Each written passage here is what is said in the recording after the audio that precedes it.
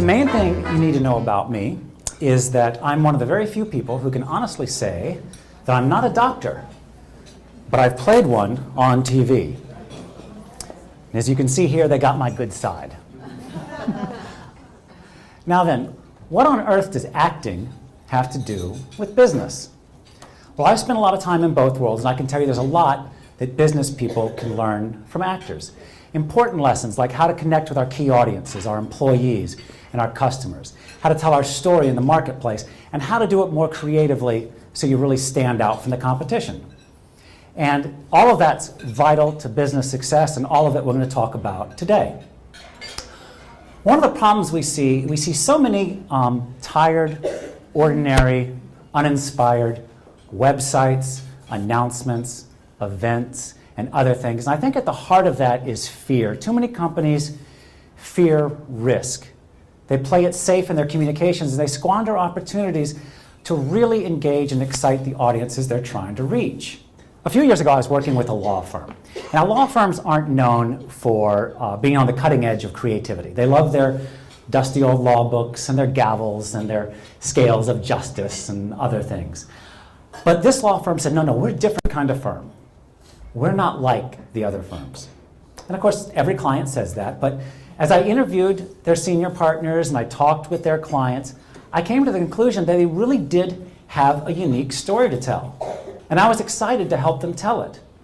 So we put together a new messaging and branding framework, and we started to roll it out to a new website and new marketing materials, and they were very, very excited at first. But as they saw their ideas translated into action and words, they started to get cold feet. And they started to pull back from some of their claims. Oh, I'm not so sure we should say this. And what will our competitors say if we make this assertion? And they grew uncomfortable with the tone of the campaign. Isn't this too informal for a law firm? And we happen to believe that if you're going to say you're a different kind of firm, you ought to communicate in a different kind of way. And finally, it just got very tactical. Why are we using sentence fragments? How come we're addressing the reader as you? And it reached a low point when one of the founding partners called me up and said, look, just go to our competitors' websites, look at the language they use, and put that on our website. These were not intellectual property lawyers, obviously. And this is an extreme case, but it's emblematic of something that goes on all the time. We spend so much time comparing ourselves to others, as individuals and as companies. We benchmark, which we have to do. But the trouble is, who do we look at? Generally, our competitors, our peers, companies that are pretty much like our own. And as a result, everybody starts to blend together. And nobody stands out because, like this company, they're too worried about fitting in. And I believe that instead of looking at other businesses for ideas and inspiration, we should look at show business. After all, communication is essentially storytelling. And where are the most powerful and popular stories in our culture coming from?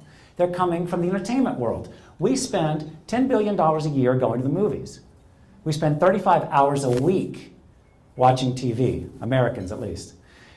And legions of passionate fans flock to the theater every evening. Cats.